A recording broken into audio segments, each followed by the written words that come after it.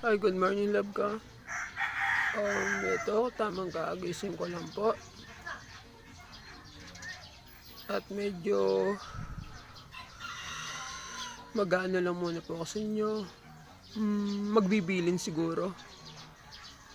O magpapaalala.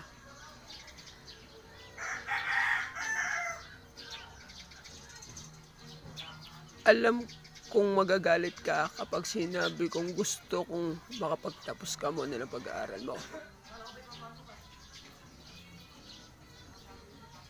Pero yun naman talaga yung pangarap ko para sa'yo. Makapagtapos ka, marating mo mga gusto mo. Yung mga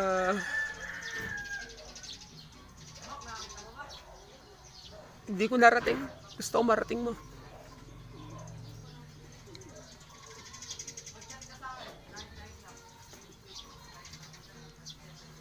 Huwag ka mag-alala kahit wala ka ng time sa akin, nandito lang ako palagi para sa'yo.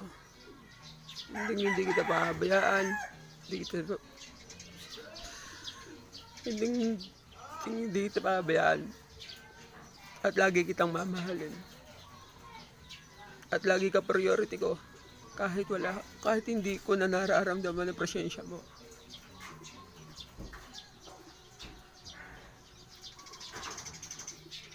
Oo. May dumating sa buhay mo. Alam ko yon.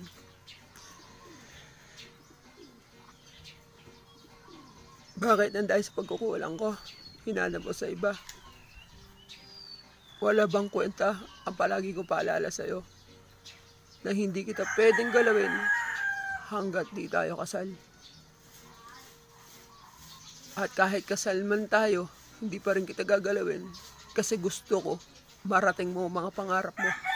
At ang pangarap ko, makapagtapos ka ng pag-aaral mo. Napilit natin pinagtatalunan. Nagiging matigas ka. Bakit? Kaya nga sabi nila, dahil ko pa babae. Kasi ako nag-a-adjust, mabis na ikaw. Dapat ikaw nagsasabi nun, maghintay ka na muna, mag-aaral muna ako. At hindi pa natin pwedeng gawin yung mga dapat natin gawin.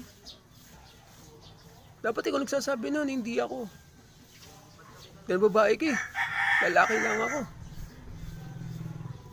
Lalaki na nagtutunay na nagmamahal sa'yo. At may respeto at paggalang. Yun naman dapat talaga eh.